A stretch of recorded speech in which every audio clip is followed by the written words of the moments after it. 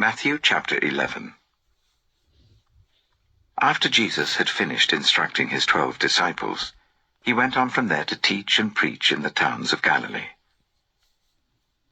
When John, who was in prison, heard about the deeds of the Messiah, he sent his disciples to ask him, "Are you the one who is to come, or should we expect someone else?" Jesus replied, "Go back and report to John what you hear and see. The blind receive sight, the lame walk, those who have leprosy are cleansed, the deaf hear, the dead are raised, and the good news is proclaimed to the poor. Blessed is anyone who does not stumble on account of me." As John's disciples were leaving, Jesus began to speak to the crowd about John. "What did you go out into the wilderness to see? A reed swayed by the wind? If not, what did you go out to see? A man dressed in fine clothes? No, those who wear fine clothes are in kings' palaces. Then what did you go out to see? A prophet? Yes, I tell you, and more than a prophet. This is the one about whom it is written, 'I will send my messenger ahead of you, who will prepare your way before you.' Truly I tell you, among those born of women, there has not risen anyone greater than John the Baptist. Yet whoever is least in the kingdom of heaven is greater than he. From the days of John the Baptist until now, the kingdom of heaven has been subjected to violence, and violent people have been raiding it. For all the prophets and the law prophesied until John. And if you are willing to accept it, he is the Elijah who was to come. Whoever has ears, let them hear. To what can I compare this generation? They are like children sitting in the marketplaces and calling out to others, 'We played the pipe for you, and you did not dance. We sang a dirge, and you did not mourn.' For John came neither eating nor drinking, and they say, 'He has a demon.' The Son of Man came eating and drinking, and they say, 'Here is a glutton and a drunkard, a friend of tax collectors and sinners.' But wisdom is proved right by her deeds." Then Jesus began to denounce the towns in which most of his miracles had been performed, because they did not repent. "Woe to you, Chorazin! Woe to you, Bethsaida! For if the miracles that were performed in you had been performed in Tyre and Sidon, they would have repented long ago in sackcloth and ashes. But I tell you, it will be more bearable for Tyre and Sidon on the day of judgment than for you. And you, Capernaum, will you be lifted to the heavens? No, you will go down to Hades. For if the miracles that were performed in you had been performed in Sodom, it would have remained to this day. But I tell you that it will be more bearable for Sodom on the day of judgment than for you." At that time Jesus said, "I praise you, Father, Lord of heaven and earth, because you have hidden these things from the wise and learned, and revealed them to little children. Yes, Father, for this is what you were pleased to do. All things have been committed to me by my Father. No one knows the Son except the Father, and no one knows the Father except the Son, and those to whom the Son chooses to reveal him. Come to me, all you who are weary and burdened, and I will give you rest. Take my yoke upon you and learn from me, for I am gentle and humble in heart, and you will find rest for your souls. For my yoke is easy, and my burden is light." Matthew chapter 12. At that time Jesus went through the cornfields on the Sabbath. His disciples were hungry and began to pick some ears of corn and eat them. When the Pharisees saw this, they said to him, "Look, your disciples are doing what is unlawful on the Sabbath." He answered, "Haven't you read what David did when he and his companions were hungry? He entered the house of God, and he and his companions ate the consecrated bread. which was not lawful for them to do, but only for the priests. Or haven't you read in the law that the priests on Sabbath duty in the temple desecrate the Sabbath and yet are innocent? I tell you that something greater than the temple is here. If you had known what these words mean, I desire mercy, not sacrifice, you would not have condemned the innocent. For the Son of Man is Lord of the Sabbath.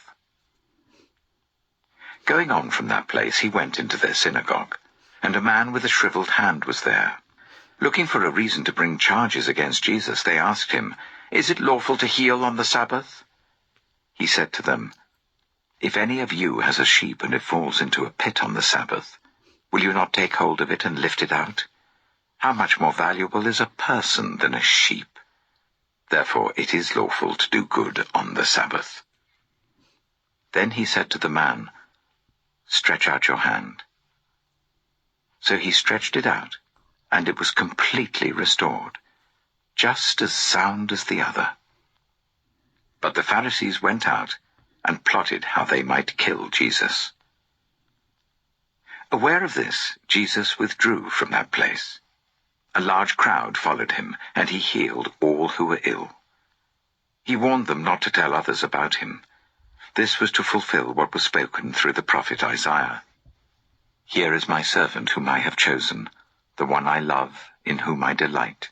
I will put my spirit on him, and he will proclaim justice to the nations. He will not quarrel or cry out. No one will hear his voice in the streets.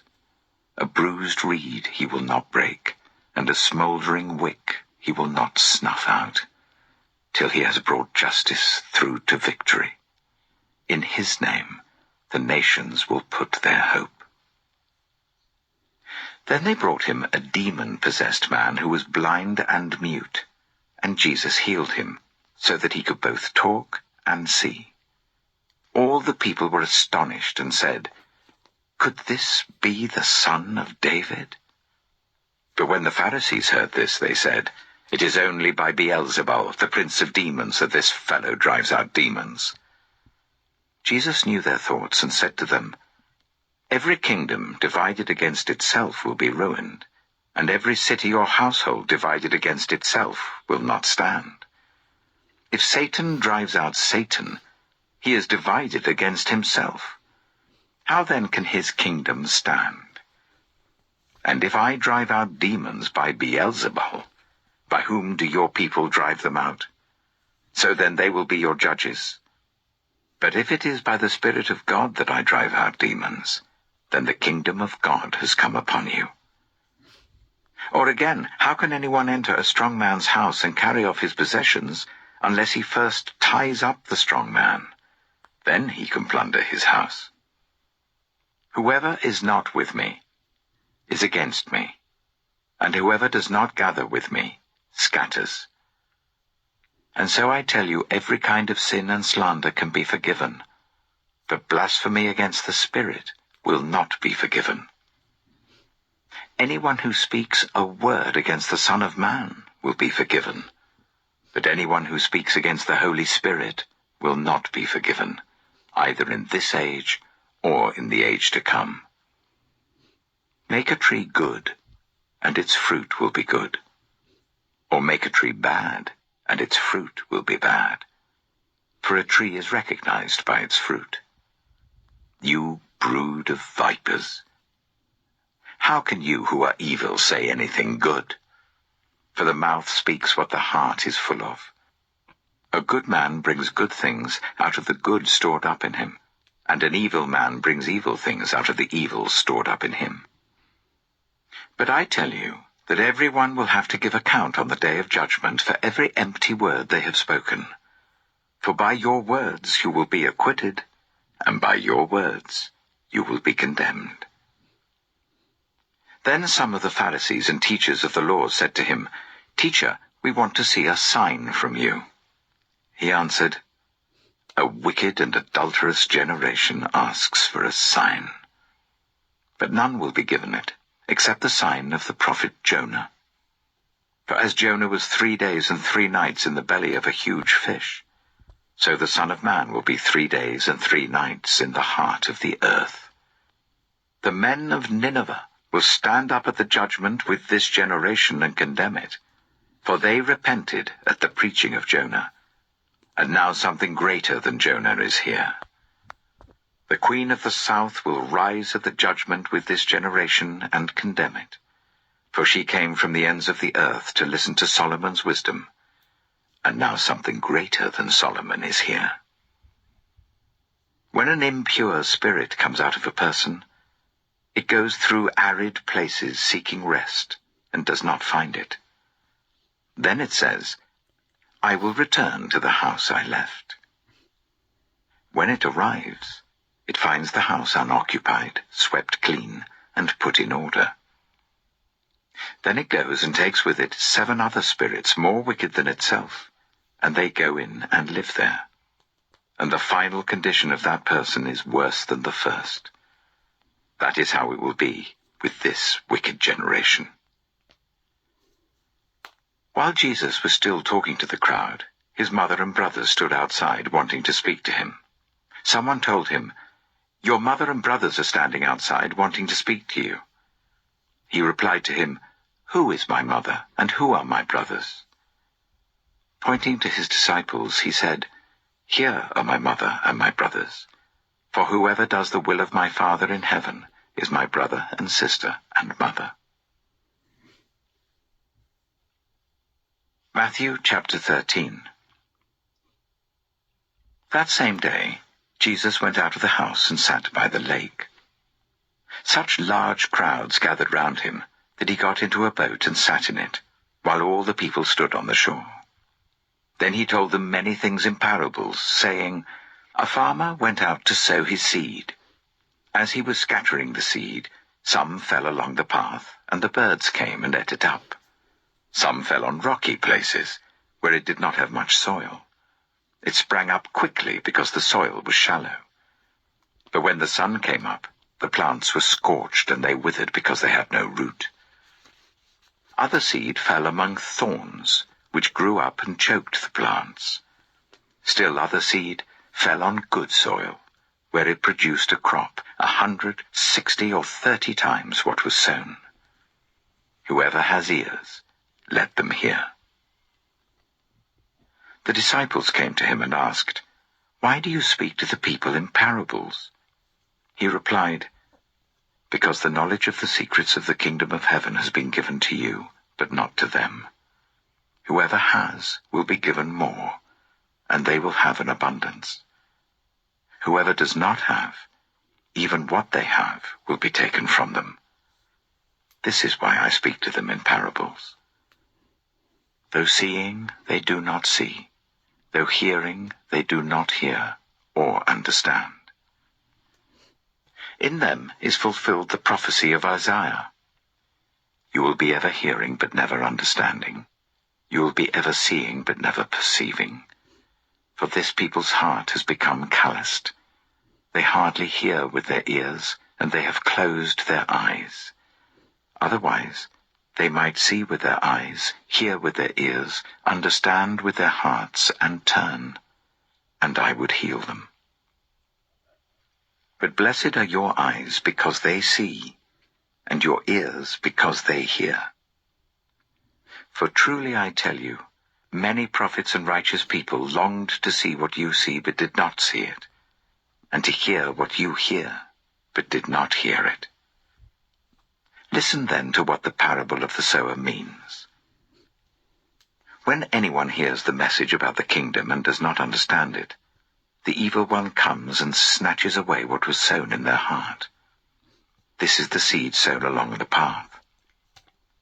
The seed falling on rocky ground refers to someone who hears the word and at once receives it with joy.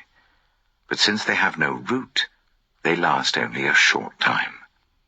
When trouble or persecution comes because of the word, they quickly fall away. The seed falling among the thorns refers to someone who hears the word, but the worries of this life and the deceitfulness of wealth choke the word, making it unfruitful. But the seed falling on good soil refers to someone who hears the word and understands it, This is the one who produces a crop yielding 100, 60, or 30 times what was sown. Jesus told them another parable. The kingdom of heaven is like a man who sowed good seed in his field. But while everyone was sleeping, his enemy came and sowed weeds among the wheat and went away. When the wheat sprouted and formed ears, then the weeds also appeared. The owner's servants came to him and said, "Sir, didn't you sow good seed in your field? Where then did the weeds come from?" "An enemy did this," he replied. The servants asked him, "Do you want us to go and pull them up?" "No," he answered, "because while you're pulling up the weeds, you may uproot the wheat with them. Let both grow together until the harvest. At that time I will tell the harvesters, first collect the weeds and tie them in bundles to be burned. Then gather the wheat and bring it into my barn." He told them another parable. The kingdom of heaven is like a mustard seed, which a man took and planted in his field. Though it is the smallest of all seeds, yet when it grows, it is the largest of garden plants and becomes a tree, so that the birds come and perch in its branches. He told them still another parable. The kingdom of heaven is like yeast that a woman took and mixed into about 30 kilograms of flour until it worked all through the dough.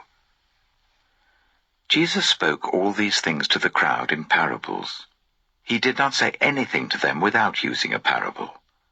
So was fulfilled what was spoken through the prophet. "I will open my mouth in parables. I will utter things hidden since the creation of the world." Then he left the crowd and went into the house. His disciples came to him and said, "Explain to us the parable of the weeds in the field."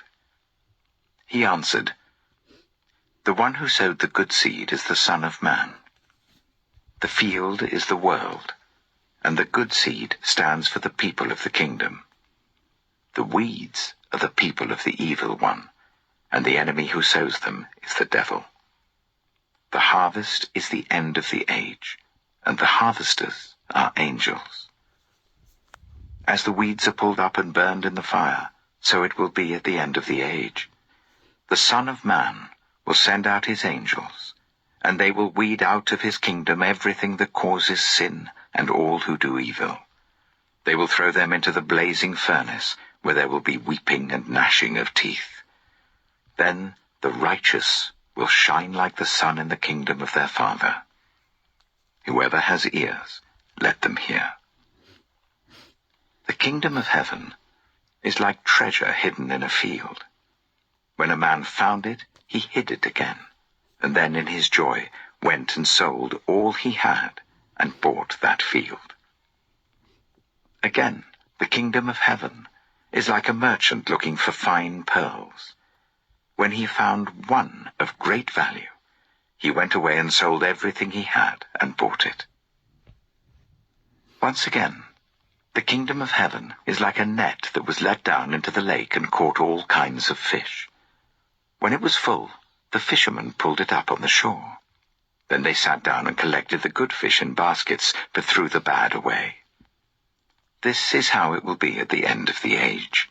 The angels will come and separate the wicked from the righteous, and throw them into the blazing furnace, where there will be weeping and gnashing of teeth. "Have you understood all these things?" Jesus asked. "Yes," they replied. He said to them, "Therefore, every teacher of the law who has become a disciple in the kingdom of heaven is like the owner of a house who brings out of his storeroom new treasures as well as old." When Jesus had finished these parables, he moved on from there. Coming to his hometown, he began teaching the people in their synagogue, and they were amazed. "Where did this man get this wisdom and these miraculous powers?" they asked. "Isn't this the carpenter's son? Isn't his mother's name Mary? And aren't his brothers James, Joseph, Simon, and Judas? Aren't all his sisters with us? Where then did this man get all these things?" And they took offense at him. But Jesus said to them, "A prophet is not without honor, except in his own town and in his own home." and he did not do many miracles there because of their lack of faith. Matthew chapter 14. At that time, Herod the Tetrarch heard the reports about Jesus, and he said to his attendants, "This is John the Baptist. He is risen from the dead. That is why miraculous powers are at work in him." Now Herod had arrested John and bound him and put him in prison because of Herodias, his brother Philip's wife. For John had been saying to him, "It is not lawful for you to have her." Herod wanted to kill John, but he was afraid of the people because they considered John a prophet. On Herod's birthday, the daughter of Herodias danced for the guests, and pleased Herod so much that he promised with an oath to give her whatever she asked. Prompted by her mother, she said, "Give me here on a dish the head of John the Baptist." The king was distressed, but because of his oaths and his dinner guests, he ordered that her request be granted, and had John beheaded in the prison. His head was brought in on a dish and given to the girl, who carried it to her mother. John's disciples came and took his body and buried it. Then they went and told Jesus. When Jesus heard what had happened, he withdrew by boat privately to a solitary place. Hearing of this, the crowds followed him on foot from the towns. When Jesus landed and saw a large crowd, he had compassion on them and healed those who were ill. As evening approached, the disciples came to him and said, "This is a remote place and it's already getting late. Send the crowds away so that they can go to the villages and buy themselves some food." Jesus replied, "They do not need to go away. You give them something to eat." "We have here only 5 loaves of bread and 2 fish," they answered. "Bring them here to me," he said. And he told the people to sit down on the grass. Taking the 5 loaves and the 2 fish, and looking up to heaven, he gave thanks and broke the loaves. Then he gave them to the disciples, and the disciples gave them to the people. They all ate and were satisfied, and the disciples picked up 12 basketfuls of broken pieces that were left over. The number of those who ate was about 5,000 men, besides women and children. Immediately Jesus made the disciples get into the boat and go on ahead of him to the other side, while he dismissed the crowd. After he had dismissed them, he went up on a mountainside by himself to pray. Later that night, he was there alone, and the boat was already a considerable distance from land, buffeted by the waves because the wind was against it. Shortly before dawn, Jesus went out to them, walking on the lake. When the disciples saw him walking on the lake, they were terrified. "It's a ghost," they said, and cried out in fear. But Jesus immediately said to them, "Take courage, it is I. Don't be afraid." "Lord, if it's you," Peter replied, "tell me to come to you on the water." "Come," he said. Then Peter got down out of the boat, walked on the water, and came towards Jesus. But when he saw the wind, he was afraid, and beginning to sink, cried out, "Lord, save me." Immediately Jesus reached out his hand and caught him. "You of little faith," he said, "why did you doubt?" And when they climbed into the boat, the wind died down. Then those who were in the boat worshipped him, saying, "Truly, you are the Son of God." When they had crossed over, they landed at Gennesaret. And when the men of that place recognized Jesus, they sent word to all the surrounding country. People brought all who were ill to him, and begged him to let those who were ill just touch the edge of his cloak, and all who touched it were healed. Matthew chapter 15. Then some Pharisees and teachers of the law came to Jesus from Jerusalem and asked, "Why do your disciples break the tradition of the elders? They don't wash their hands before they eat." Jesus replied, "And why do you break the command of God for the sake of your tradition? For God said, 'Honor your father and mother,' and 'Anyone who curses their father or mother is to be put to death.' But you say that if anyone declares that what might have been used to help their father or mother is devoted to God, they are not to honor their father or mother with it. Thus you nullify the word of God for the sake of your tradition, you hypocrites. Isaiah was right when he prophesied about you. These people honor me with their lips, but their hearts are far from me. They worship me in vain. Their teachings are merely human rules. Jesus called the crowd to him and said, "Listen and understand. What goes into someone's mouth does not defile them, but what comes out of their mouth, that is what defiles them." Then the disciples came to him and asked, "Do you know that the Pharisees were offended when they heard this?" He replied, "Every plant that my heavenly Father has not planted will be pulled up by the roots. Leave them. They are blind guides. If the blind lead the blind, both will fall into a pit." Peter said, "Explain the parable to us."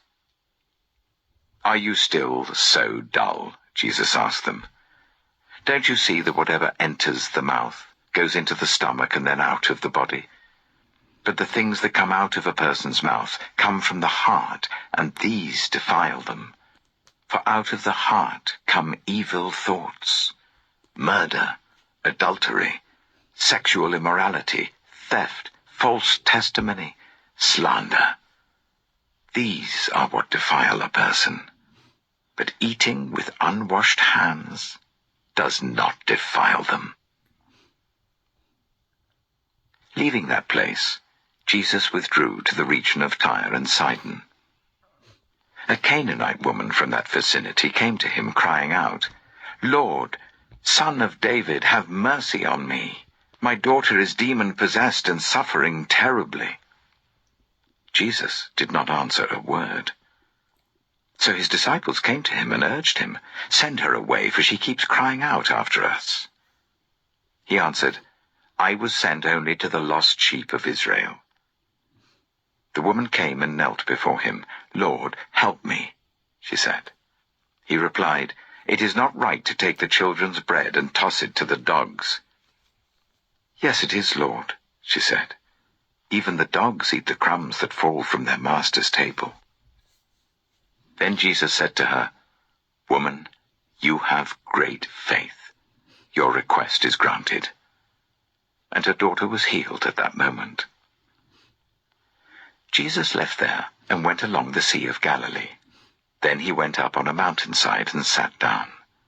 Great crowds came to him, bringing the lame, the blind, the crippled, the mute, and many others, and laid them at his feet, and he healed them.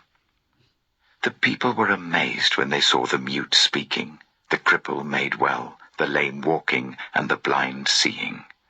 And they praised the God of Israel. Jesus called his disciples to him and said, "I have compassion for these people. They have already been with me 3 days and have nothing to eat. I do not want to send them away hungry, or they may collapse on the way." His disciples answered, "Where could we get enough bread in this remote place to feed such a crowd?" "How many loaves do you have?" Jesus asked. 7, they replied, "and a few small fish." He told the crowd to sit down on the ground. Then he took the 7 loaves and the fish, and when he had given thanks, he broke them and gave them to the disciples, and they in turn to the people. They all ate and were satisfied. Afterwards the disciples picked up 7 basketfuls of broken pieces that were left over. The number of those who ate was 4,000 men, besides women and children. After Jesus had sent the crowd away, he got into the boat and went to the vicinity of Magadan. Matthew chapter 16. The Pharisees and Sadducees came to Jesus and tested him by asking him to show them a sign from heaven. He replied, "When evening comes, you say, 'It will be fair weather, for the sky is red.' And in the morning, 'Today it will be stormy, for the sky is red and overcast.' You know how to interpret the appearance of the sky, but you cannot interpret the signs of the times. A wicked and adulterous generation looks for a sign, but none will be given it except the sign of Jonah." Jesus then left them and went away. When they went across the lake, the disciples forgot to take bread. "Be careful," Jesus said to them. "Be on your guard against the yeast of the Pharisees and Sadducees." They discussed this among themselves and said, "It is because we didn't bring any bread." Aware of their discussion, Jesus asked, "You of little faith, why are you talking among yourselves about having no bread? Do you still not understand? Don't you remember the 5 loaves for the 5,000, and how many basketfuls you gathered? Or the 7 loaves for the 4,000, and how many basketfuls you gathered?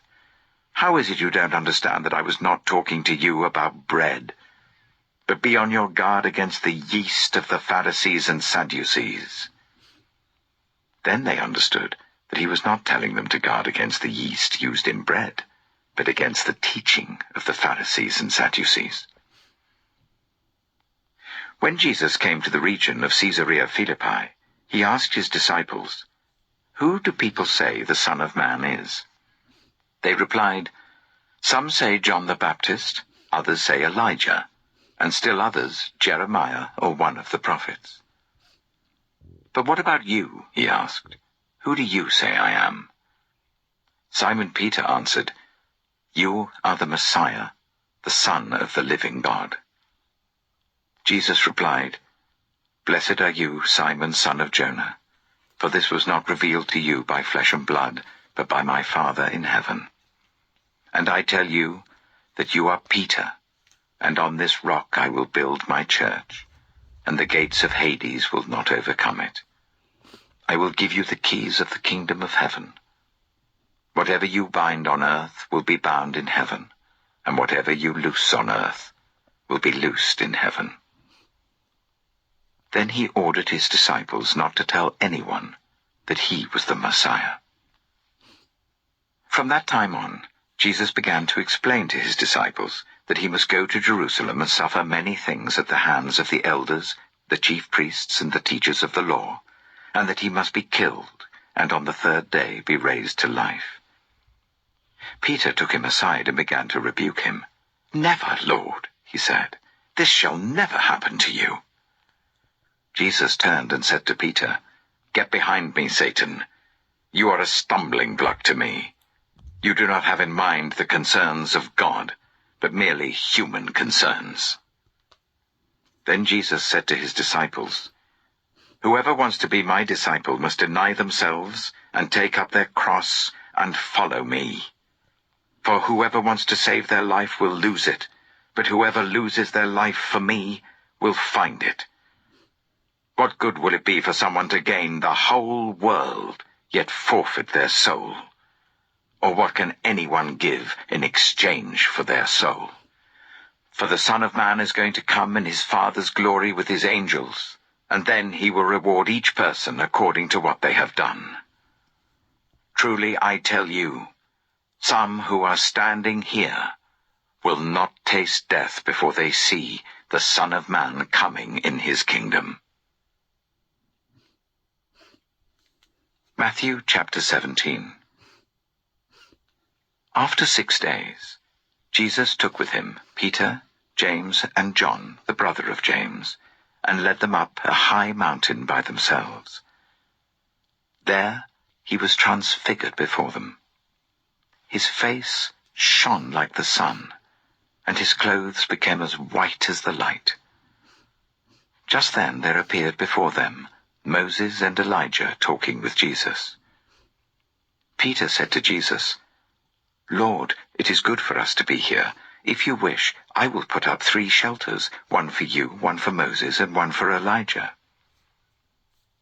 While he was still speaking, a bright cloud covered them, and a voice from the cloud said, "This is my Son whom I love. With him I am well pleased. Listen to him."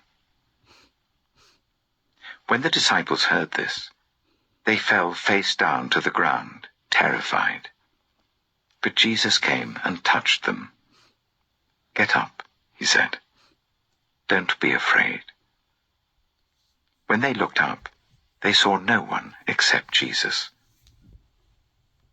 As they were coming down the mountain, Jesus instructed them, "Don't tell anyone what you have seen until the Son of Man has been raised from the dead." The disciples asked him, "Why then do the teachers of the law say that Elijah must come first?" Jesus replied, "To be sure, Elijah comes and will restore all things. But I tell you, Elijah has already come, and they did not recognize him, but have done to him everything they wished. In the same way, the Son of Man is going to suffer at their hands." Then the disciples understood that he was talking to them about John the Baptist. When they came to the crowd, a man approached Jesus and knelt before him. "Lord, have mercy on my son," he said. "He has seizures and is suffering greatly. He often falls into the fire or into the water. I brought him to your disciples, but they could not heal him." "You unbelieving and perverse generation," Jesus replied, "how long shall I stay with you? How long shall I put up with you? Bring the boy here to me." Jesus rebuked the demon, and it came out of the boy, and he was healed at that moment. Then the disciples came to Jesus in private and asked, "Why couldn't we drive it out?" He replied, "Because you have so little faith. Truly I tell you, if you have faith as small as a mustard seed, you can say to this mountain, 'Move from here to there,' and it will move. Nothing will be impossible for you." When they came together in Galilee, he said to them, "The Son of Man is going to be delivered into the hands of men. They will kill him, and on the third day he will be raised to life." And the disciples were filled with grief. After Jesus and his disciples arrived at Capernaum, the collectors of the 2 drachma temple tax came to Peter and asked, "Doesn't your teacher pay the temple tax?" "Yes, he does," he replied.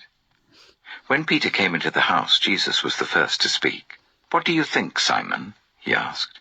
"From whom do the kings of the earth collect duty and taxes? From their own children or from others?" "From others," Peter answered. "Then the children are exempt," Jesus said to him.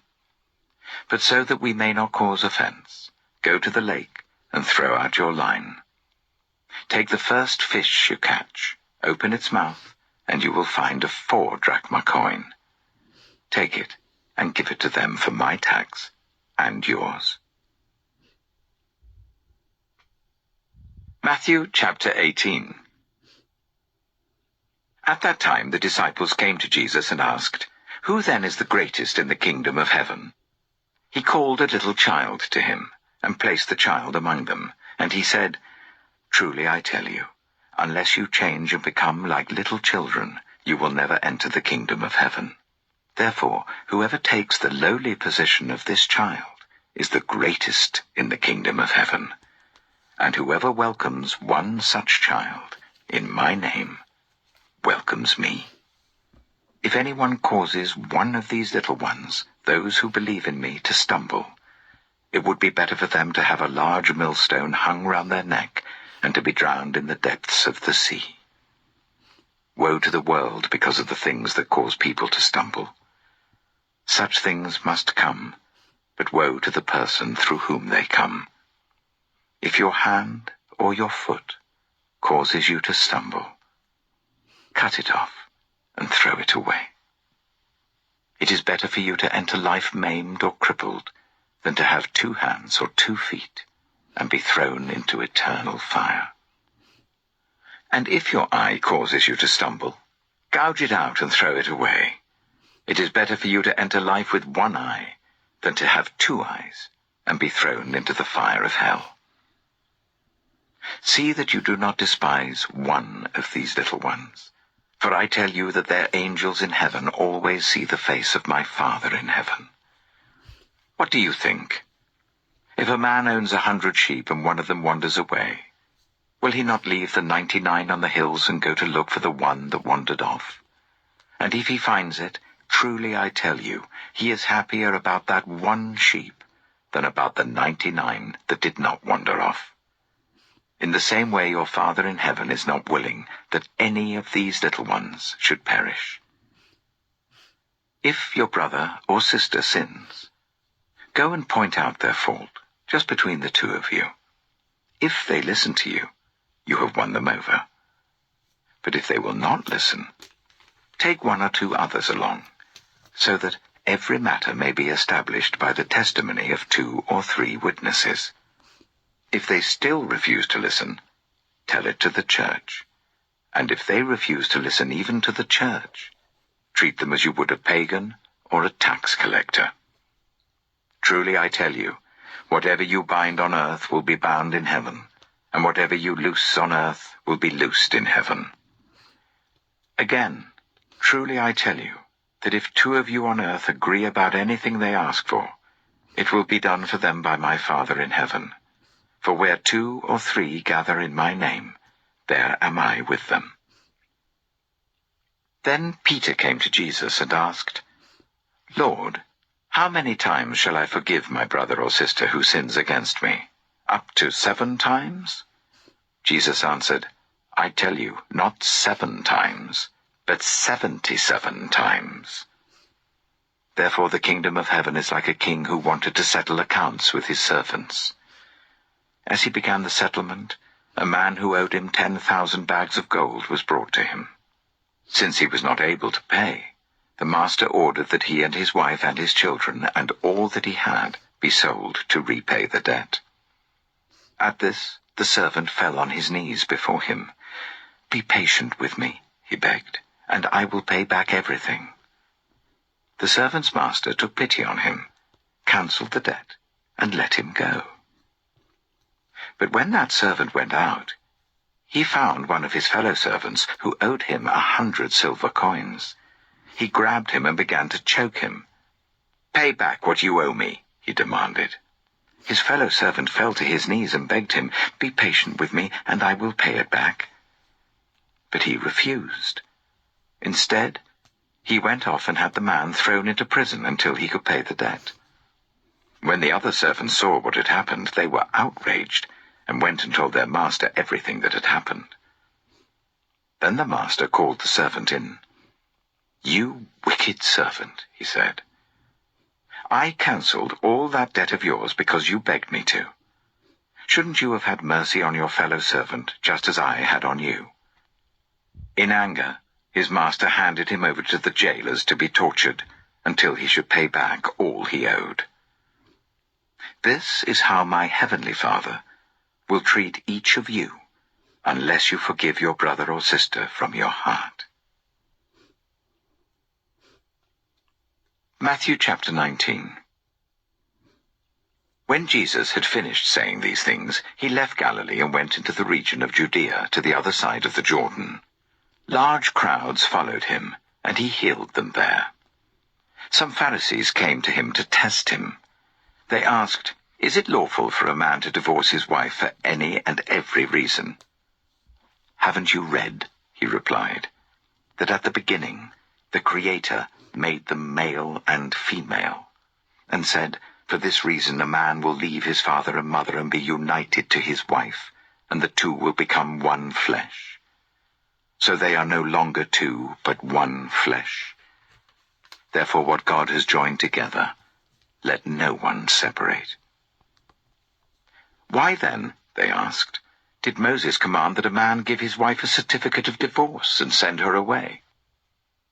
Jesus replied, Moses permitted you to divorce your wives because your hearts were hard. But it was not this way from the beginning. I tell you that anyone who divorces his wife except for sexual immorality and marries another woman commits adultery. The disciples said to him, If this is the situation between a husband and wife, it is better not to marry.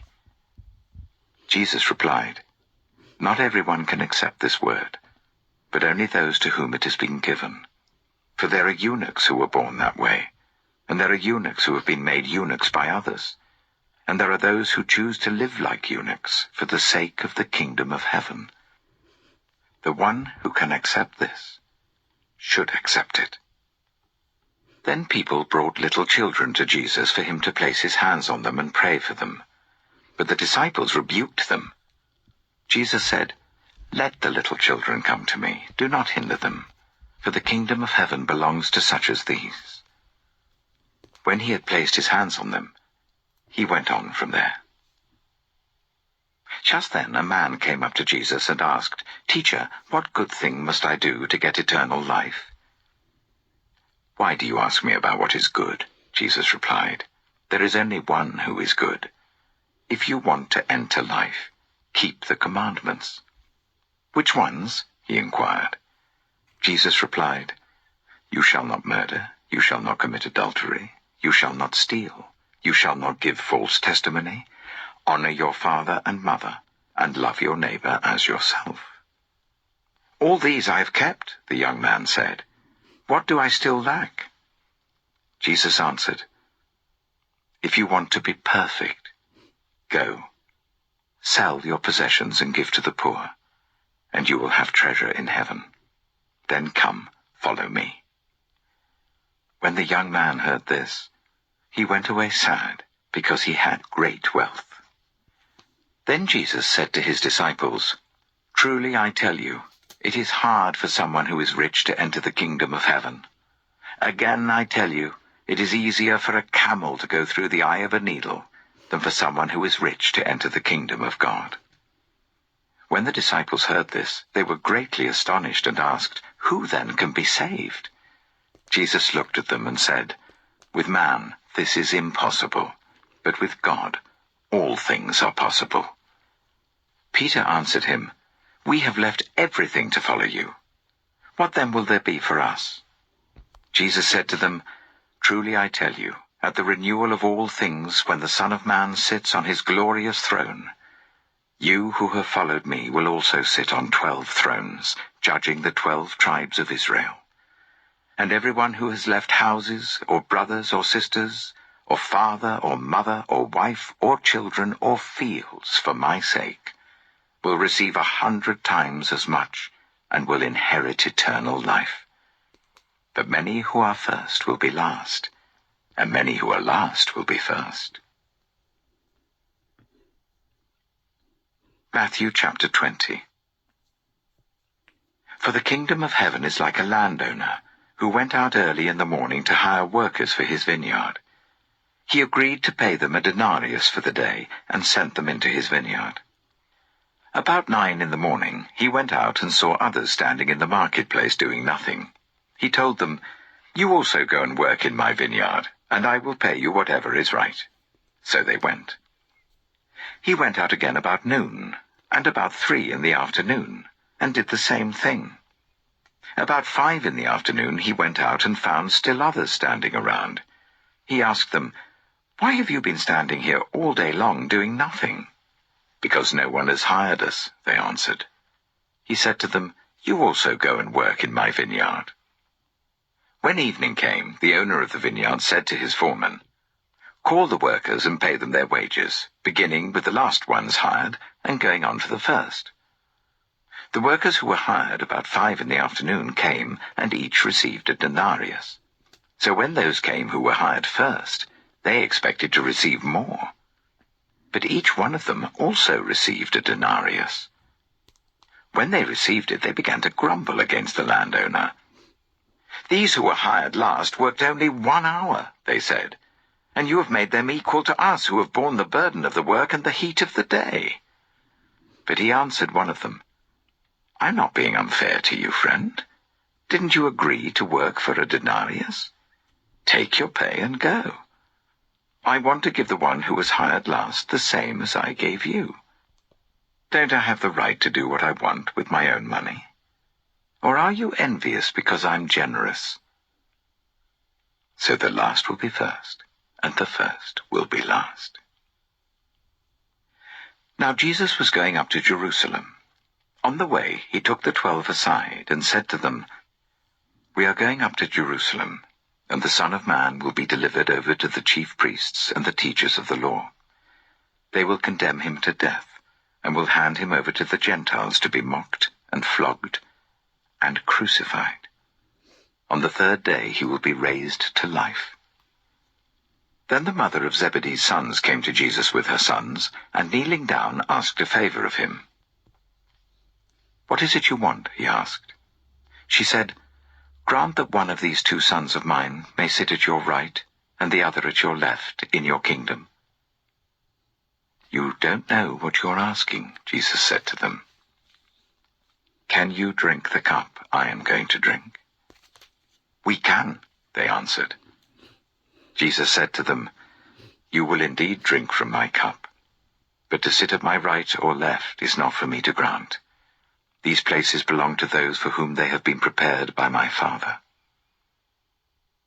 When the 10 heard about this, they were indignant with the 2 brothers.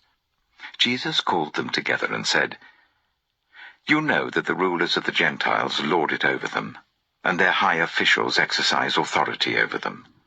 Not so with you.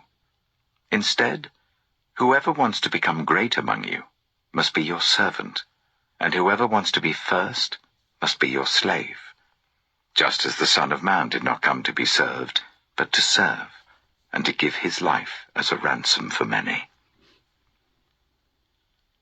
As Jesus and his disciples were leaving Jericho, a large crowd followed him. 2 blind men were sitting by the roadside, and when they heard that Jesus was passing by, they shouted, "Lord, Son of David, have mercy on us." The crowd rebuked them and told them to be quiet, but they shouted all the louder, "Lord, Son of David, have mercy on us." Jesus stopped and called them. "What do you want me to do for you?" he asked. "Lord," they answered, "we want our sight." Jesus had compassion on them and touched their eyes.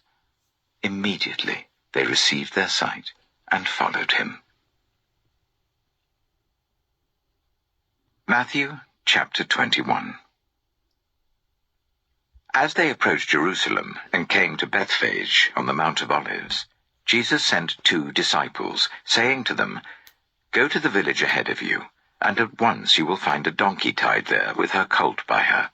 Untie them and bring them to me. If anyone says anything to you, say that the Lord needs them, and he will send them right away." This took place to fulfill what was spoken through the prophet. "Say to daughter Zion, see, your king comes to you, gentle and riding on a donkey, and on a colt, the foal of a donkey." The disciples went and did as Jesus had instructed them. They brought the donkey and the colt and placed their cloaks on them for Jesus to sit on. A very large crowd spread their cloaks on the road, while others cut branches from the trees and spread them on the road. The crowds that went ahead of him and those that followed shouted, "Hosanna to the Son of David! Blessed is he who comes in the name of the Lord! Hosanna in the highest heaven!" When Jesus entered Jerusalem, the whole city was stirred and asked, "Who is this?" The crowds answered, "This is Jesus, the prophet from Nazareth in Galilee." Jesus entered the temple courts and drove out all who were buying and selling there. He overturned the tables of the money changers and the benches of those selling doves. "It is written," he said to them, "My house will be called a house of prayer, but you are making it a den of robbers." The blind and the lame came to him at the temple, and he healed them. But when the chief priests and the teachers of the law saw the wonderful things he did, and the children shouting in the temple courts, "Hosanna to the Son of David," they were indignant. "Do you hear what these children are saying?" they asked him. "Yes," replied Jesus. "Have you never read, 'From the lips of children and infants, you, Lord, have called forth your praise'?" And he left them and went out of the city to Bethany, where he spent the night. Early in the morning, as Jesus was on his way back to the city, he was hungry. Seeing a fig tree by the road, he went up to it, but found nothing on it except leaves. Then he said to it, "May you never bear fruit again." Immediately the tree withered. When the disciples saw this, they were amazed. "How did the fig tree wither so quickly?" they asked. Jesus replied, "Truly I tell you, if you have faith and do not doubt, not only can you do what was done to the fig tree, but also you can say to this mountain, 'Go, throw yourself into the sea,' and it will be done. If you believe, you will receive whatever you ask for in prayer." Jesus entered the temple courts, and while he was teaching, the chief priests and the elders of the people came to him. "By what authority are you doing these things?" they asked. "And who gave you this authority?" Jesus replied, "I will also ask you one question. If you answer me, I will tell you by what authority I am doing these things. John's baptism, where did it come from? Was it from heaven or of human origin?" They discussed it among themselves and said, "If we say, 'From heaven,' he will ask, 'Then why didn't you believe him?' But if we say, 'Of human origin,' we are afraid of the people, for they all hold that John was a prophet." So they answered Jesus, "We don't know." Then he said, "Neither will I tell you by what authority I am doing these things." What do you think? There was a man who had 2 sons. He went to the first and said, "Son, go and work today in the vineyard." "I will not," he answered. But later he changed his mind and went. Then the father went to the other son and said the same thing.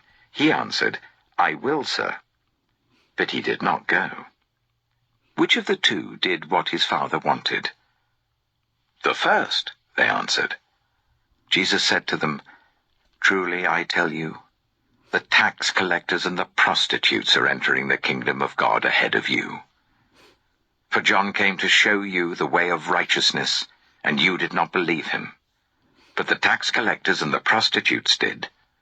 And even after you saw this, you did not repent and believe him." Listen to another parable. There was a landowner who planted a vineyard. He put a wall round it, dug a winepress in it, and built a watchtower. Then he rented the vineyard to some farmers and moved to another place. When the harvest time approached, he sent his servants to the tenants to collect his fruit. The tenants seized his servants. They beat one, killed another, and stoned a third. Then he sent other servants to them, more than the first time, and the tenants treated them in the same way. Last of all, he sent his son to them. "They will respect my son," he said. But when the tenants saw the son, they said to each other, "This is the heir. Come, let's kill him and take his inheritance." So they took him and threw him out of the vineyard and killed him. Therefore, when the owner of the vineyard comes, what will he do to those tenants? "He'll bring those wretches to a wretched end," they replied. "And he will rent the vineyard to other tenants, who will give him his share of the crop at harvest time." Jesus said to them, "Have you never read in the Scriptures, 'The stone the builders rejected has become the cornerstone. The Lord has done this, and it is marvelous in our eyes'? Therefore I tell you that the kingdom of God will be taken away from you and given to a people who will produce its fruit. Anyone who falls on this stone will be broken to pieces. Anyone on whom it falls will be crushed." When the chief priests and the Pharisees heard Jesus' parables, they knew he was talking about them. They looked for a way to arrest him, but they were afraid of the crowd because the people held that he was a prophet. Matthew chapter 22. Jesus spoke to them again in parables, saying, "The kingdom of heaven is like a king who prepared a wedding banquet for his son. He sent his servants to those who had been invited to the banquet to tell them to come, but they refused to come. Then he sent some more servants and said, Tell those who have been invited that I have prepared my dinner. My oxen and fattened cattle have been slaughtered, and everything is ready. Come to the wedding banquet." But they paid no attention and went off, one to his field, another to his business. The rest seized his servants, ill-treated them, and killed them. The king was enraged. He sent his army and destroyed those murderers and burned their city. Then he said to his servants, "The wedding banquet is ready, but those I invited did not deserve to come. So go to the street corners and invite to the banquet anyone you find." So the servants went out into the streets and gathered all the people they could find, the bad as well as the good, and the wedding hall was filled with guests. But when the king came in to see the guests, he noticed a man there who was not wearing wedding clothes. He asked, "How did you get in here without wedding clothes, friend?" The man was speechless. Then the king told the attendants, "Tie him hand and foot and throw him outside into the darkness, where there will be weeping and gnashing of teeth. For many are invited, but few are chosen." Then the Pharisees went out and laid plans to trap him in his words. They sent their disciples to him along with the Herodians. "Teacher," they said, "we know that you are a man of integrity, and that you teach the way of God in accordance with the truth. You aren't swayed by others because you pay no attention to who they are. Tell us then, what is your opinion? Is it right to pay the poll tax to Caesar or not?" But Jesus, knowing their evil intent, said, "You hypocrites! Why are you trying to trap me? Show me the coin used for paying the tax." They brought him a denarius, and he asked them, "Whose image is this, and whose inscription?" "Caesar's," they replied. Then he said to them, "So give back to Caesar what is Caesar's, and to God what is God's." When they heard this, they were amazed. So they left him and went away.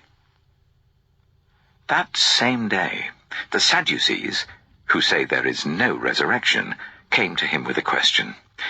"Teacher," they said, "Moses told us that if a man dies without having children, his brother must marry the widow and raise up offspring for him. Now there were 7 brothers among us. The first one married and died, and since he had no children, he left his wife to his brother. The same thing happened to the second and third brother, right on down to the 7th. Finally, the woman died. Now then, at the resurrection, whose wife will she be of the 7, since all of them were married to her?" Jesus replied, "You are in error because you do not know the Scriptures or the power of God. At the resurrection, people will neither marry nor be given in marriage. They will be like the angels in heaven. But about the resurrection of the dead, have you not read what God said to you? I am the God of Abraham, the God of Isaac, and the God of Jacob. He is not the God of the dead, but of the living." When the crowds heard this, they were astonished at his teaching. Hearing that Jesus had silenced the Sadducees, the Pharisees got together. One of them, an expert in the law, tested him with this question. "Teacher, which is the greatest commandment in the law?" Jesus replied, "Love the Lord your God with all your heart, and with all your soul, and with all your mind. This is the first and greatest commandment, and the second is like it. Love your neighbor as yourself. All the law and the prophets hang on these 2 commandments." While the Pharisees were gathered together, Jesus asked them, "What do you think about the Messiah? Whose son is he?" "The son of David," they replied. He said to them, "How is it then that David, speaking by the Spirit, calls him Lord? For he says, 'The Lord said to my Lord, sit at my right hand until I put your enemies under your feet.' If then David calls him Lord, How can he be his son?" No one could say a word in reply, and from that day on, no one dared to ask him any more questions. Matthew chapter 23. Then Jesus said to the crowds and to his disciples, "The teachers of the law and the Pharisees sit in Moses' seat. So you must be careful to do everything they tell you, but do not do what they do. For they do not practice what they preach. They tie up heavy, cumbersome loads and put them on other people's shoulders, but they themselves are not willing to lift a finger to move them. Everything they do is done for people to see. They make their phylacteries wide and the tassels on their garments long. Or they love the place of honor at banquets and the most important seats in the synagogue. They love to be greeted with respect in the marketplaces and to be called Rabbi by others. But you are not to be called Rabbi, for you have one teacher, and you are all brothers. And do not call anyone on earth Father, for you have one Father, and he is in heaven. Nor are you to be called instructors, for you have one instructor, the Messiah. The greatest among you will be your servant, for those who exalt themselves will be humbled, and those who humble themselves will be exalted. Woe to you, teachers of the law and Pharisees, you hypocrites! You shut the door of the kingdom of heaven in people's faces. You yourselves do not enter, nor will you let those enter who are trying to. Woe to you, teachers of the law and Pharisees, you hypocrites! You travel over land and sea to win a single convert, and when you have succeeded, you make them twice as much a child of hell as you are. Woe to you, blind guides! You say, if anyone swears by the temple, it means nothing. But anyone who swears by the gold of the temple is bound by that oath. Oh, you blind fools! Which is greater, the gold or the temple that makes the gold sacred? You also say, if anyone swears by the altar, it means nothing. But anyone who swears by the gift on the altar is bound by that oath. Oh, you blind men! Which is greater, the gift or the altar that makes the gift sacred? Therefore anyone who swears by the altar swears by it and by everything on it. And anyone who swears by the temple swears by it and by the one who dwells in it. And anyone who swears by heaven swears by God's throne and by the one who sits on it. Woe to you, teachers of the law and Pharisees, you hypocrites! You give 1/10 of your spices, mint, dill, and cumin, but you have neglected the more important matters of the law, justice, mercy, and faithfulness. You should have practiced the latter without neglecting the former. You blind guides, you strain out a gnat, but swallow a camel. Woe to you, teachers of the law and Pharisees, you hypocrites! You clean the outside of the cup and dish, but inside they are full of greed and self-indulgence. Blind Pharisee!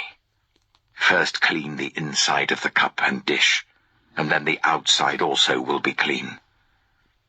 Woe to you, teachers of the law and Pharisees, you hypocrites! You are like whitewashed tombs, which look beautiful on the outside, but on the inside are full of the bones of the dead and everything unclean. In the same way, on the outside you appear to people as righteous, but on the inside you are full of hypocrisy and wickedness.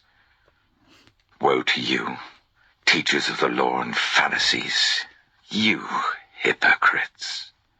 You build tombs for the prophets and decorate the graves of the righteous, And you say, if we had lived in the days of our ancestors, we would not have taken part with them in shedding the blood of the prophets. So you testify against yourselves that you are the descendants of those who murdered the prophets. Go ahead, then, and complete what your ancestors started. You snakes. You brood of vipers. How will you escape being condemned to hell? Therefore I am sending you prophets and sages and teachers. Some of them you will kill and crucify. Others you will flog in your synagogues and pursue from town to town. And so upon you will come all the righteous blood that has been shed on earth, from the blood of righteous Abel to the blood of Zechariah the son of Berechiah, whom you murdered between the temple and the altar. Truly I tell you, all this will come upon this generation. Jerusalem, Jerusalem, you who kill the prophets and stone those sent to you. How often I have longed to gather your children together, as a hen gathers her chicks under her wings, and you were not willing. Look, your house is left to you, desolate. For I tell you, you will not see me again until you say, Blessed is he who comes in the name of the Lord. Matthew chapter 24. Jesus left the temple and was walking away when his disciples came up to him to call his attention to its buildings. Do you see all these things? He asked. Truly I tell you, not one stone here will be left on another. Every one will be thrown down. As Jesus was sitting on the Mount of Olives, the disciples came to him privately. Tell us, they said, when will this happen? And what will be the sign of your coming and the end of the age? Jesus answered, Watch out that no one deceives you. For many will come in my name, claiming, I am the Messiah, and will deceive many. You will hear of wars and rumors of wars. But see to it that you are not alarmed. Such things must happen. But the end is still to come. Nation will rise against nation, and kingdom against kingdom. There will be famines and earthquakes in various places. All these are the beginning of birth pains. Then you will be handed over to be persecuted and put to death, and you will be hated by all nations because of me. At that time, many will turn away from the faith and will betray and hate each other. And many false prophets will appear and deceive many people. Because of the increase of wickedness, the love of most will grow cold. But the one who stands firm to the end will be saved. And this gospel of the kingdom will be preached in the whole world as a testimony to all nations. And then the end will come. So when you see, standing in the holy place, the abomination that causes desolation, spoken of through the prophet Daniel, let the reader understand. Then let those who are in Judea flee to the mountains. Let no one on the housetop go down to take anything out of the house. Let no one in the field go back to get their cloak. How dreadful it will be in those days for pregnant women and nursing mothers. Pray that your flight will not take place in winter or on the Sabbath. For then there will be great distress, unequaled from the beginning of the world until now, and never to be equaled again. If those days had not been cut short, no one would survive. But for the sake of the elect, those days will be shortened. At that time, if anyone says to you, Look, here is the Messiah, or there he is, do not believe it. For false messiahs and false prophets will appear and perform great signs and wonders to deceive, if possible, even the elect. See, I have told you in advance. So if anyone tells you, 'There he is, out in the desert,' do not go out. Or, 'Here he is, in the inner rooms,' do not believe it. For as lightning that comes from the east is visible even in the west, so will be the coming of the Son of Man. Wherever there is a carcass, there the vultures will gather." Immediately after the distress of those days, the sun will be darkened, and the moon will not give its light. The stars will fall from the sky, and the heavenly bodies will be shaken. Then will appear the sign of the Son of Man in heaven. And then all the peoples of the earth will mourn when they see the Son of Man coming on the clouds of heaven with power and great glory. And he will send his angels with a loud trumpet call, and they will gather his elect from the four winds, from one end of the heavens to the other. Now learn this lesson from the fig tree. As soon as its twigs become tender and its leaves come out, you know that summer is near. Even so, when you see all these things, you know that it is near, right at the door. Truly I tell you, this generation will certainly not pass away until all these things have happened. Heaven and earth will pass away, but my words will never pass away. But about that day or hour, no one knows, not even the angels in heaven, nor the Son, but only the Father. As it was in the days of Noah, so it will be at the coming of the Son of Man. For in the days before the flood, people were eating and drinking, marrying and giving in marriage, up to the day Noah entered the ark. They knew nothing about what would happen until the flood came and took them all away. That is how it will be at the coming of the Son of Man. 2 men will be in the field. One will be taken, and the other left. 2 women will be grinding with a hand-mill. One will be taken, and the other left. Therefore, keep watch, because you do not know on what day your Lord will come. But understand this: if the owner of the house had known at what time of night the thief was coming, he would have kept watch and would not have let his house be broken into. So you also must be ready, because the Son of Man will come at an hour when you do not expect him. Who then is the faithful and wise servant, whom the master has put in charge of the servants in his household, to give them their food at the proper time? It will be good for that servant, whose master finds him doing so when he returns. Truly I tell you, he will put him in charge of all his possessions. But suppose that servant is wicked, and says to himself, 'My master is staying away a long time.' And he then begins to beat his fellow servants and to eat and drink with drunkards.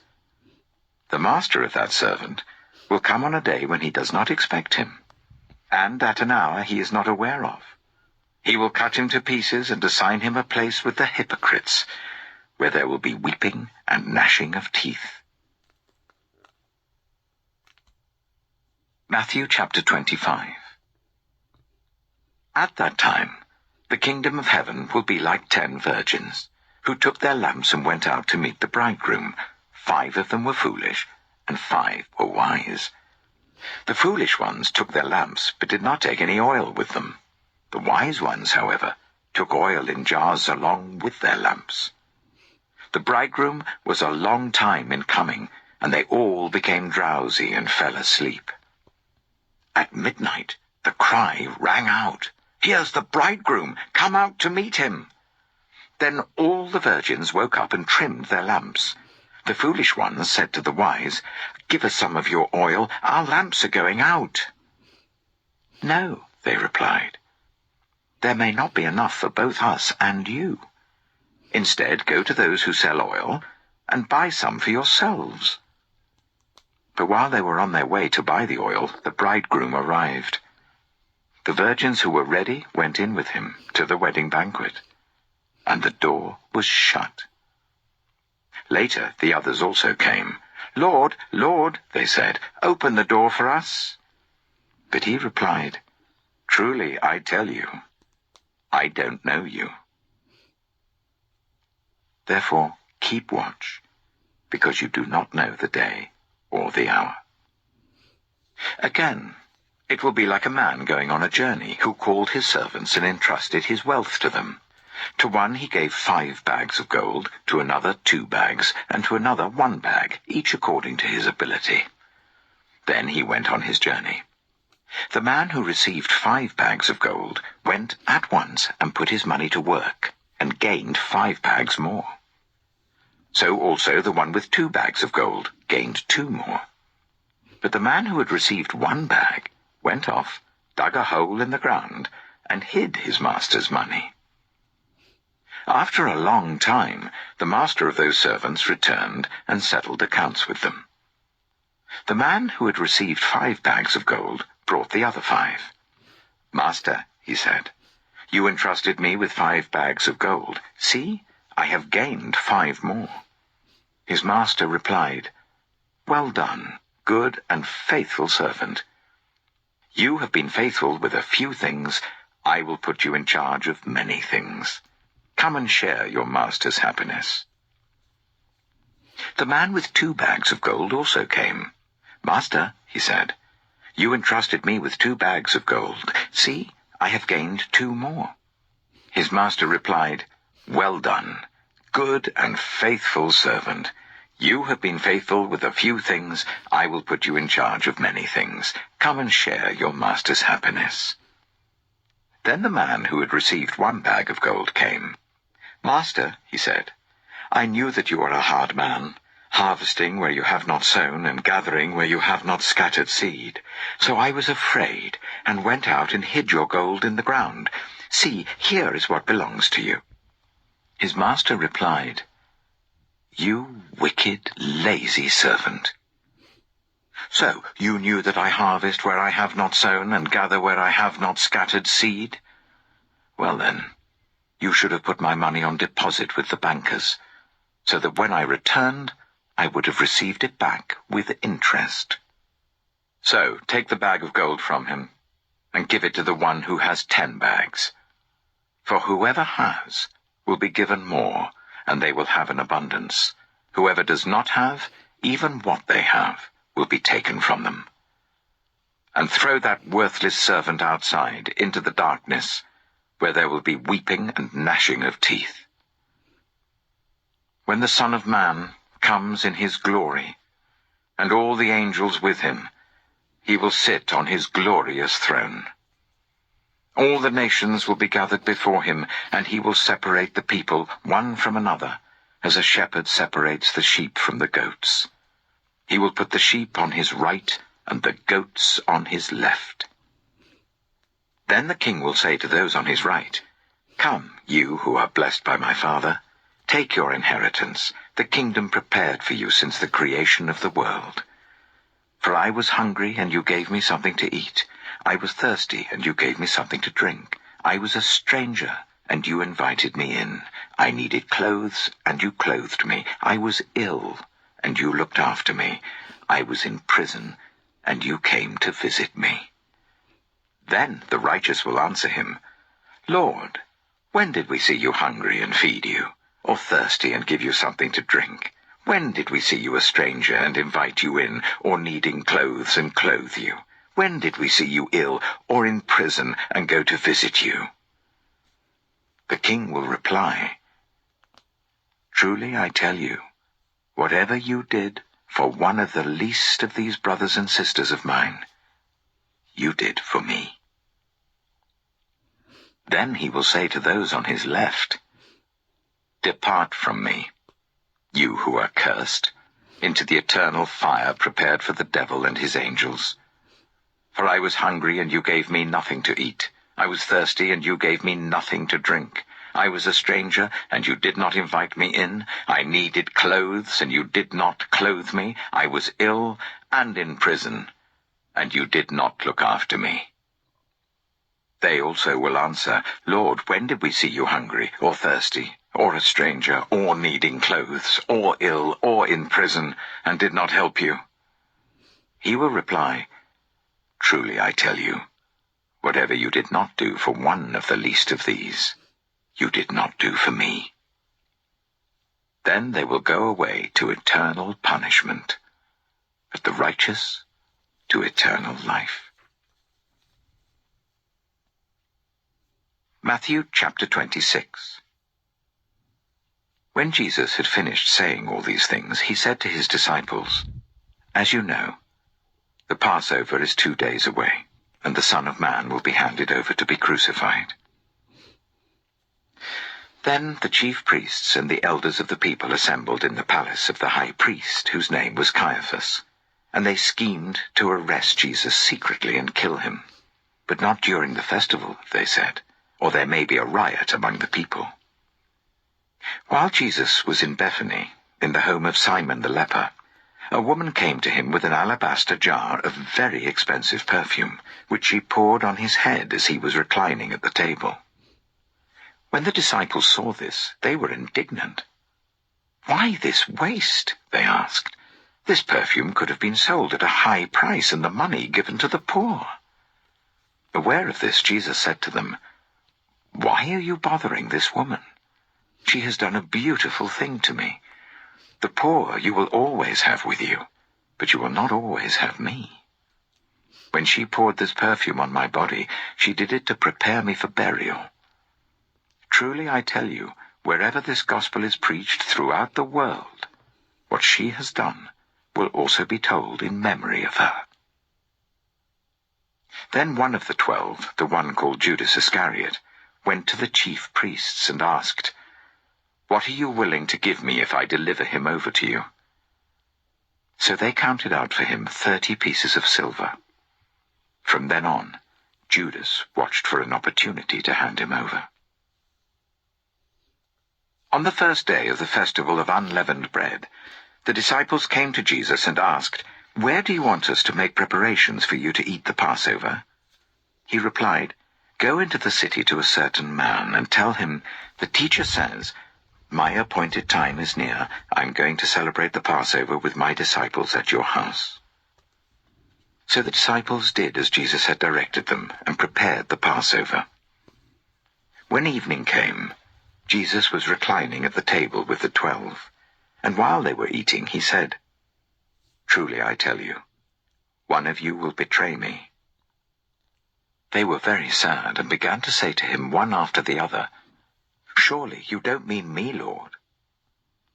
Jesus replied, "The one who has dipped his hand into the bowl with me will betray me.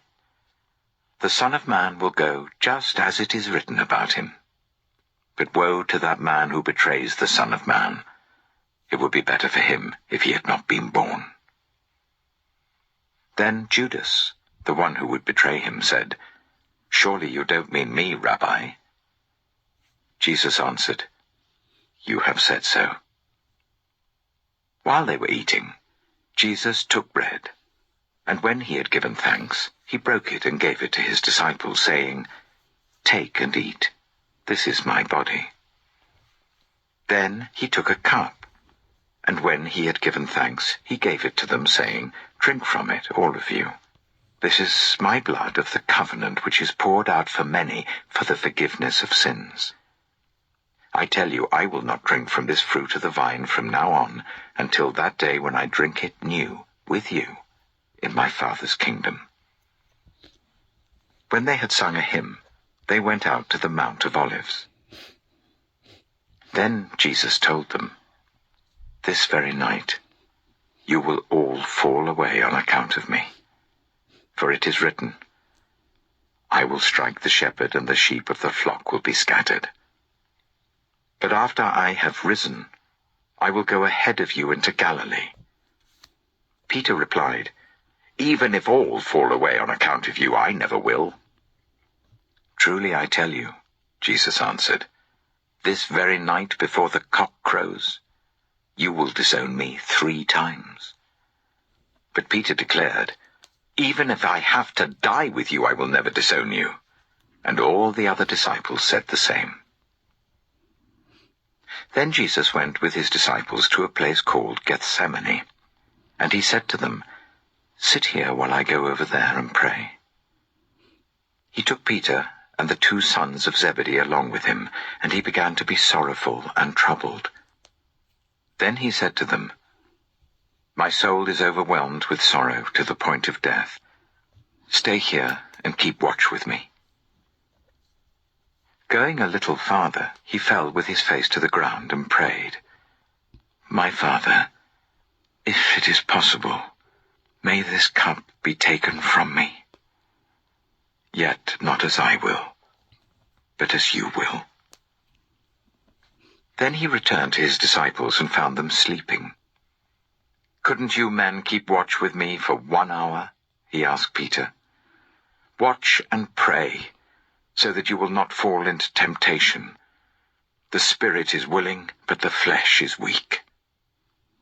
He went away a second time and prayed, "My Father, if it is not possible for this cup to be taken away unless I drink it, may your will be done." When he came back, he again found them sleeping because their eyes were heavy. So he left them and went away once more and prayed the 3rd time, saying the same thing. Then he returned to the disciples and said to them, "Are you still sleeping and resting? Look, the hour has come, and the Son of Man is delivered into the hands of sinners. Rise, let us go. Here comes my betrayer." While he was still speaking, Judas, one of the 12, arrived. With him was a large crowd armed with swords and clubs, sent from the chief priests and the elders of the people. Now the betrayer had arranged a signal with them. "The one I kiss is the man. Arrest him." Going at once to Jesus, Judas said, "Greetings, Rabbi," and kissed him. Jesus replied, "Do what you came for, friend." Then the men stepped forward, seized Jesus, and arrested him. With that, one of Jesus' companions reached for his sword, drew it out, and struck the servant of the high priest, cutting off his ear. "Put your sword back in its place," Jesus said to him. "For all who draw the sword will die by the sword. Do you think I cannot call on my Father, and he will at once put at my disposal more than 12 legions of angels? But how then would the scriptures be fulfilled that say, 'It must happen in this way'?" In that hour Jesus said to the crowd, "Am I leading a rebellion that you have come out with swords and clubs to capture me? Every day I sat in the temple courts teaching, and you did not arrest me. But this has all taken place that the writings of the prophets might be fulfilled." Then all the disciples deserted him and fled. Those who had arrested Jesus took him to Caiaphas, the high priest, where the teachers of the law and the elders had assembled. But Peter followed him at a distance, right up to the courtyard of the high priest. He entered and sat down with the guards to see the outcome. The chief priests and the whole Sanhedrin were looking for false evidence against Jesus, so that they could put him to death. But they did not find any, though many false witnesses came forward. Finally, 2 came forward and declared, "This fellow said, 'I am able to destroy the temple of God and rebuild it in 3 days.'" Then the high priest stood up and said to Jesus, "Are you not going to answer? What is this testimony that these men are bringing against you?" But Jesus remained silent. The high priest said to him, "I charge you under oath by the living God. Tell us if you are the Messiah, the Son of God." "You have said so," Jesus replied. "But I say to all of you, from now on you will see the Son of Man sitting at the right hand of the Mighty One and coming on the clouds of heaven." Then the high priest tore his clothes and said, "He has spoken blasphemy. Why do we need any more witnesses? Look, now you have heard the blasphemy. What do you think?" "He is worthy of death," they answered. Then they spat in his face and struck him with their fists. Others slapped him and said, "Prophesy to us, Messiah. Who hit you?" Now Peter was sitting out in the courtyard, and a servant girl came to him. "You also were with Jesus of Galilee," she said. But he denied it before them all. "I don't know what you're talking about," he said. Then he went out to the gateway, where another servant girl saw him and said to the people there, "This fellow was with Jesus of Nazareth." He denied it again with an oath. "I don't know the man." After a little while, those standing there went up to Peter and said, "Surely you are one of them. Your accent gives you away." Then he began to call down curses, and he swore to them, "I don't know the man." Immediately a cock crowed. Then Peter remembered the word Jesus had spoken, "Before the cock crows, you will disown me 3 times." And he went outside and wept bitterly. Matthew chapter 27. Early in the morning, all the chief priests and the elders of the people made their plans how to have Jesus executed. So they bound him, led him away, and handed him over to Pilate the governor. When Judas, who had betrayed him, saw that Jesus was condemned, he was seized with remorse and returned the 30 pieces of silver to the chief priests and the elders. "I have sinned," he said, "for I have betrayed innocent blood." "What is that to us?" they replied. "That's your responsibility." So Judas threw the money into the temple and left. Then he went away and hanged himself. The chief priests picked up the coins and said, "It is against the law to put this into the treasury, since it is blood money." So they decided to use the money to buy the potter's field as a burial place for foreigners. That is why it's been called the Field of Blood to this day. Then what was spoken by Jeremiah the prophet was fulfilled. They took the 30 pieces of silver, the price set on him by the people of Israel, and they used them to buy the potter's field, as the Lord commanded me. Meanwhile, Jesus stood before the governor, and the governor asked him, "Are you the king of the Jews?" "You have said so," Jesus replied. When he was accused by the chief priests and the elders, he gave no answer. Then Pilate asked him, "Don't you hear the testimony they're bringing against you?" But Jesus made no reply, not even to a single charge, to the great amazement of the governor. Now it was the governor's custom at the festival to release a prisoner chosen by the crowd. At that time they had a well-known prisoner whose name was Jesus Barabbas. So when the crowd had gathered, Pilate asked them, "Which one do you want me to release to you, Jesus Barabbas or Jesus who is called the Messiah?" For he knew it was out of self-interest that they had handed Jesus over to him. While Pilate was sitting on the judge's seat, his wife sent him this message, "Don't have anything to do with that innocent man, for I have suffered a great deal today in a dream because of him." But the chief priests and the elders persuaded the crowd to ask for Barabbas and to have Jesus executed. "Which of the two do you want me to release to you?" asked the governor. "Barabbas," they answered. "What shall I do then with Jesus who is called the Messiah?" Pilate asked. They all answered, "Crucify him." "Why? What crime has he committed?" asked Pilate. But they shouted all the louder, "Crucify him!" When Pilate saw that he was getting nowhere, but that instead an uproar was starting, he took water and washed his hands in front of the crowd. "I am innocent of this man's blood," he said. "It is your responsibility." All the people answered, "His blood is on us and on our children."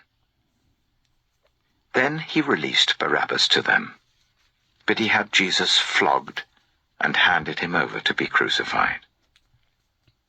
Then the governor's soldiers took Jesus into the praetorium and gathered the whole company of soldiers round him.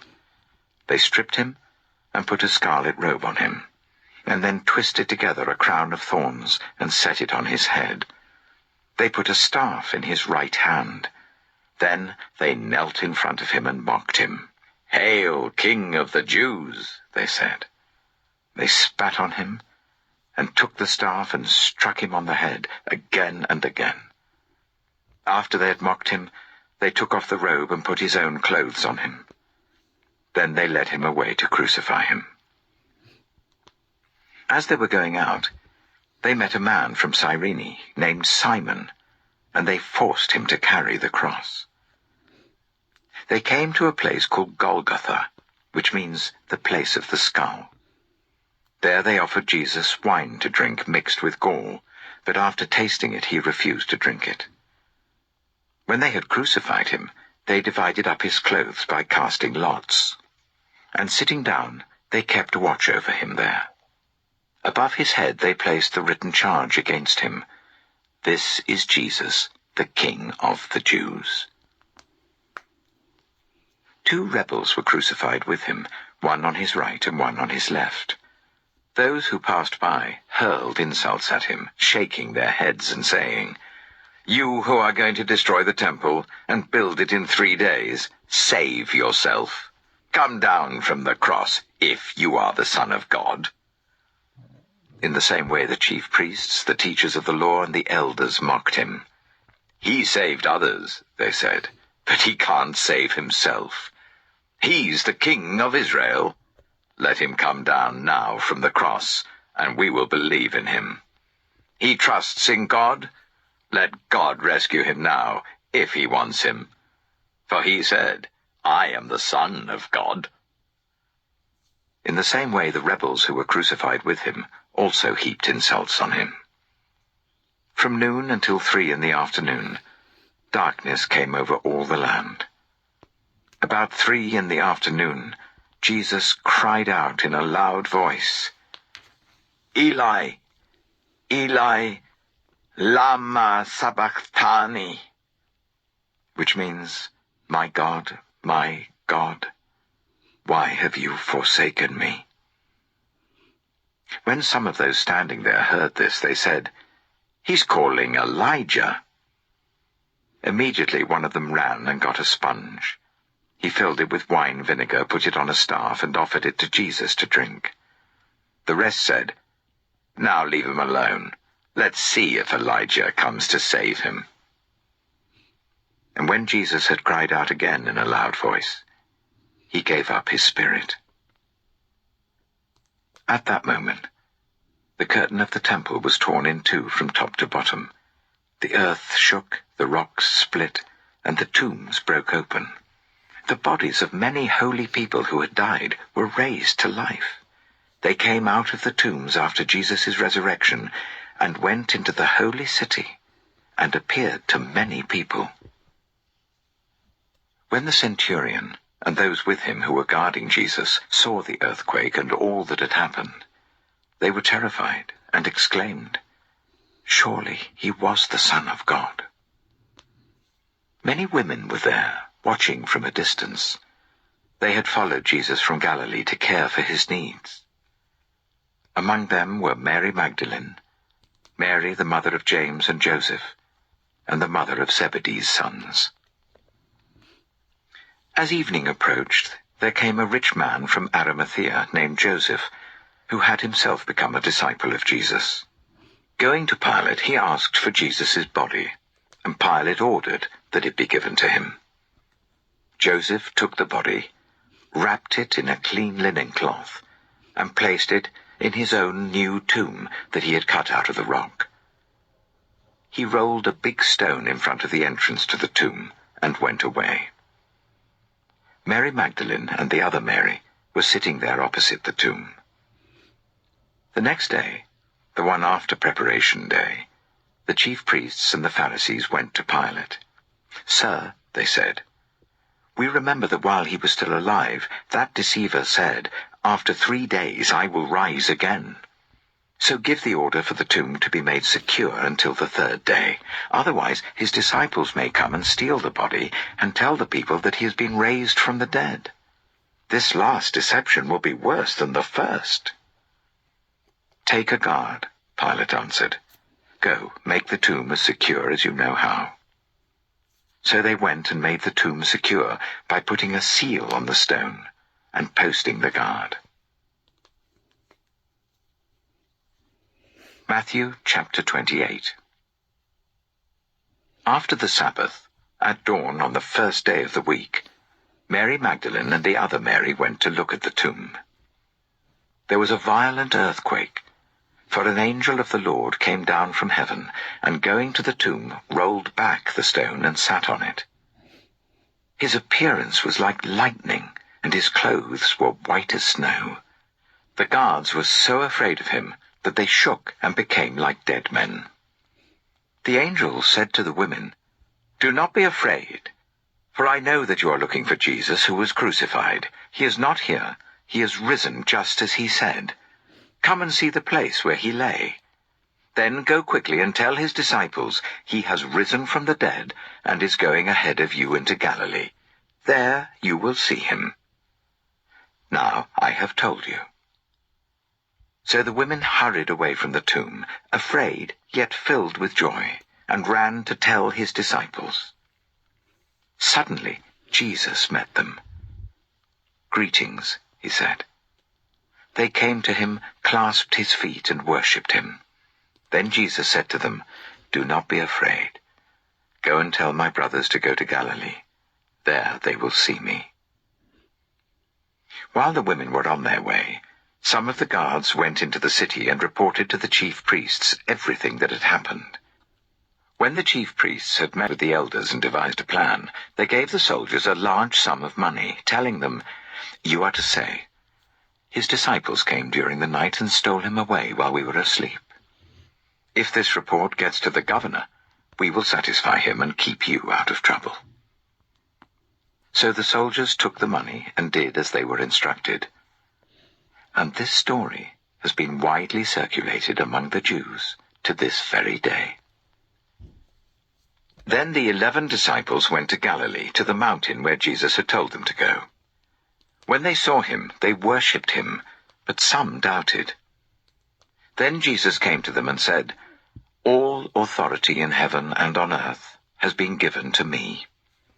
Therefore go and make disciples of all nations, baptizing them in the name of the Father, and of the Son, and of the Holy Spirit, and teaching them to obey everything I have commanded you. And surely I am with you always, to the very end of the age."